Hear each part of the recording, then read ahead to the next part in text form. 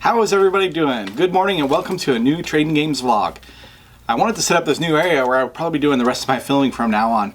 I really like the backdrop. I think it'll make it a really neat element. I got a nice table where I can show you guys kind of the stuff we found. So let's get to it, and let's start with what I've gone and already done is picked out a whole bunch of stuff for Instagram today. And this is the box of stuff. So today is going to be an Earthworm Jim day for Instagram. I went ahead and picked out, I got it, Earthworm Jim on 64, Earthworm Jim on Super Nintendo, Earthworm Jim, Earthworm 1 and number 2. I actually had a Game Boy Advance one, I didn't know I had it. Sega CD Earthworm Jim. Had a Game Boy one sitting around, not in my personal collection. This one's actually for sale on TradingGames.com. Ah, yeah, good. And took it from right here behind me. In this space, Earthworm Jim, number 1 and number 2 for Sega Genesis. I guess Earthworm Jim number 1 actually had a cardboard box and a hard box. I only need to take a picture of one for the pictures today.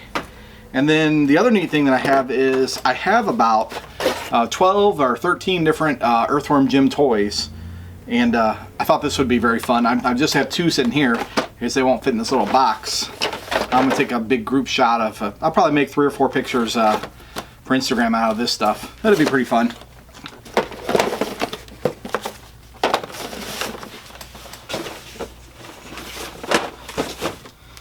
So we're almost done.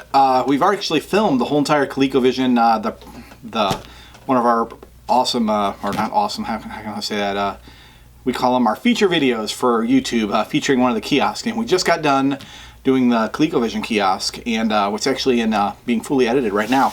And since I'm in the mood for Coleco, I wanted to show something from my collection that I don't really collect Pong units, but I had this Telstar made by Coleco Industries in 1977. I don't collect Pongs at all, but I'm a really big fan of Coleco and Colecovision. And you know, they made couch potatoes. I think Coleco did Cabbage Patch Kids. I'm not exactly sure. I think so. Well, anyways, this is about one of the only Pong units I own. It's from 1977. It's made by Coleco. I thought I'd share it with you guys because it is a cartridge-based system, and that's what I collect. Although it is a Pong, so it's one of the weird little things I have in the collection. So, I mean, it's from 1977. This thing shows a lot of wear. The box has become pretty fragile. Alright. Something that's neat before I open it is it has this steering wheel, and built right into the inside packing here is like a little divot for it. Got the TV hookups. Now this thing's really hard to pull out of this box, so it's best probably just to, and who knows what's going to happen here. There we go. I think I got it pretty safe here. Yeah, I managed to do that without dropping too much stuff. Alright. So the inside packing, besides the outer box, is this triangle shaped thing that fits this perfect. I'm going to go ahead and set this aside. Alright, ignore the dust. I haven't had this thing out in probably over 10 years.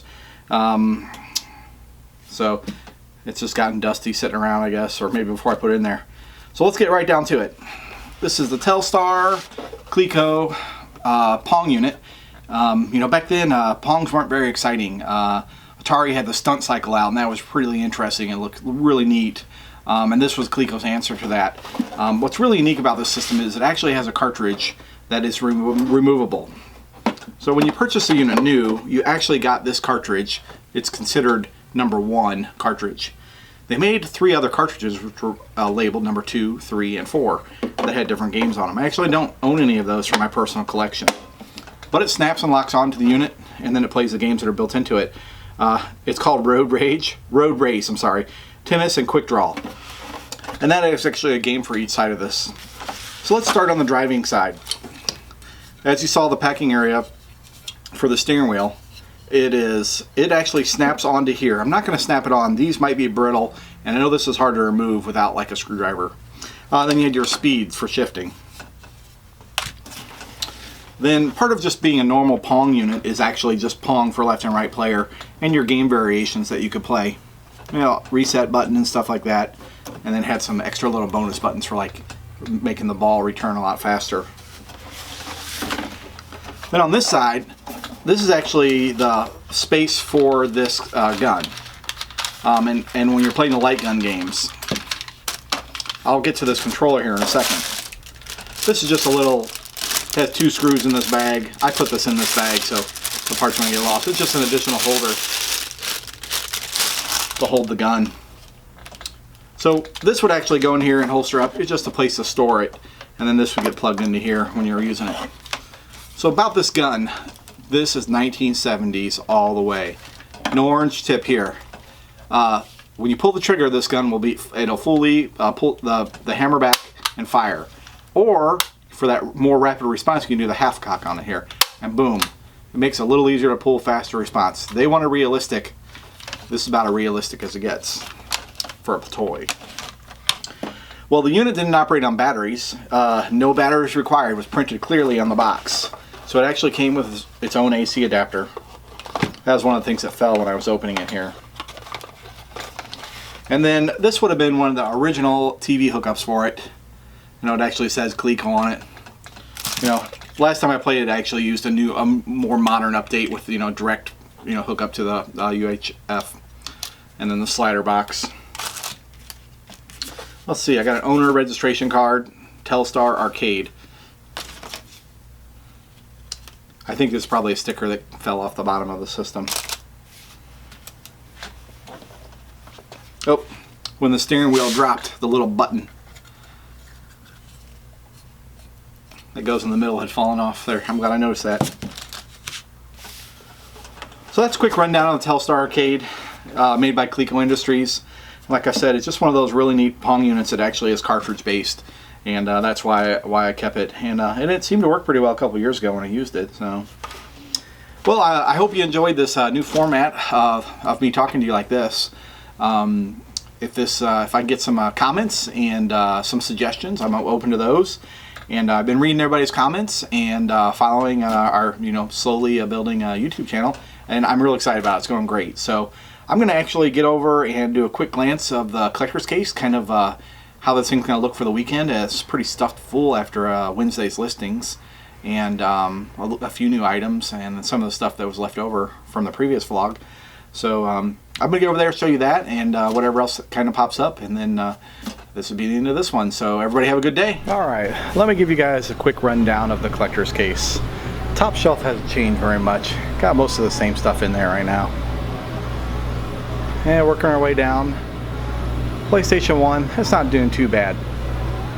What's really rocking, and I'll show you guys here in a second, is the Nintendo NES. And the bottom shelf filled with all the box complete NES games. Some of the really good stuff's in there.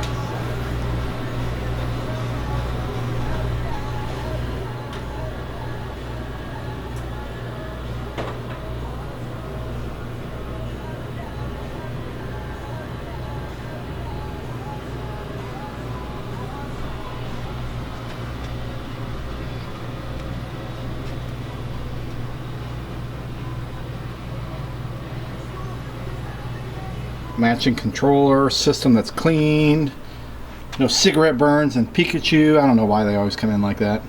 Has a matching door, that's pretty sweet. Alright, I got all the toys stacked up for the picture. Make sure you check it out on Instagram, there'll be a link below.